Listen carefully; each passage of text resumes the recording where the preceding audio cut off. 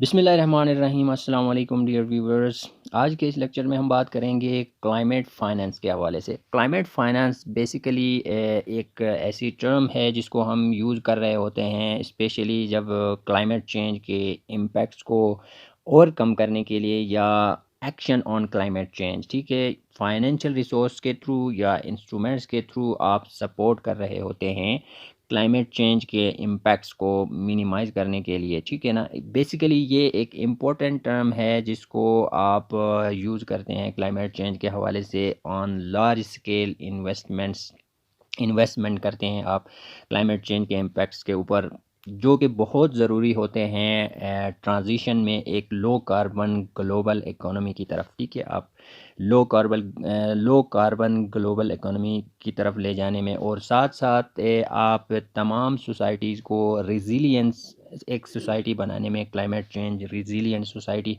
और वो अडेप्ट कर सके तमाम जो इम्पैक्ट्स हैं क्लाइमेट चेंज के, ठीक है। इसके थ्रू जो है आप रिज़िलियंट कम्युनिटीज़ वो अडेप्ट कर सकें क्लाइमेट चेंज के इम्पैक्ट्स के। और क्लाइमेट फाइनेंस जो है एक सोर्स है, can come from different sources से, ठीक है। अब क्लाइमेट फाइनेंस कहाँ से आएगा, तमाम जो कंट्रीज़ हैं उसमें जो है इसमें कंट्रीब्यूट कर सकते हैं। ये एक सोर्स है, ठीक है। पब्लिक भी हो सकता है, प्राइवेट, फिर आप नेशनल, इंटरनेशनल, बायलैटरल और मल्टीलैटरल, इन सब से जो है आ सकता है, हो सकता है थ्रू डिफरेंट कंट्रीज़ के, ठीक है। नेशनल, प्राइवेट, इंटरनेशनल, बायलैटरल और मल्टीलैटरल। और इसको जो है आप एम्प्लॉय कर सकते हैं डिफरेंट इंस्ट्रूमेंट्स के, जैसे किस तरह मुख्तलिफ़ तरीक़ों से कर सकते हैं आप। ग्रांट्स की शक्ल में, डोनेशंस की फॉर्म में, ग्रीन बॉन्ड्स, डेबिट स्वैप्स की शक्ल में, फिर guarantees and concessional loans, different तरीके से आप जो है फाइनेंस कर सकते हैं इंटरनेशनल कम्युनिटी के थ्रू भी, नेशनल, प्राइवेट और लोकल उसके थ्रू भी आप कर सकते हैं क्लाइमेट फाइनेंस। और इसको यूज़ किया जाता है डिफरेंट एक्टिविटीज़ के लिए, स्पेशली फोकस किया जाता है क्लाइमेट चेंज रिलेटेड एक्टिविटीज़, जो आप एक्शन ले सकें क्लाइमेट चेंज के जो इम्पैक्ट्स हैं उस पे। स्पेशली हम बात करें तो मिटिगेशन और एडाप्टेशन के लिए, ठीक है। हम मिटिगेशन मेजर्स लेते हैं या एडाप्टेशन मेजर्स लेते हैं और उसके लिए यूज़ किया जाता है। और रिज़िलियंस बिल्डिंग्स बनाने के लिए, ऐसे कम्युनिटीज़ जो वल्नरेबल हैं क्लाइमेट चेंज के इम्पैक्ट्स की वजह से, तो वहाँ पे जो है रिज़िलियंट इंफ्रास्ट्रक्चर, इस क्लाइमेट जो फंडिंग होती है या जो फाइनेंस होता है इसके थ्रू वहाँ पे क्लाइमेट रिज़िलियंट इंफ्रास्ट्रक्चर बनाया जाता है।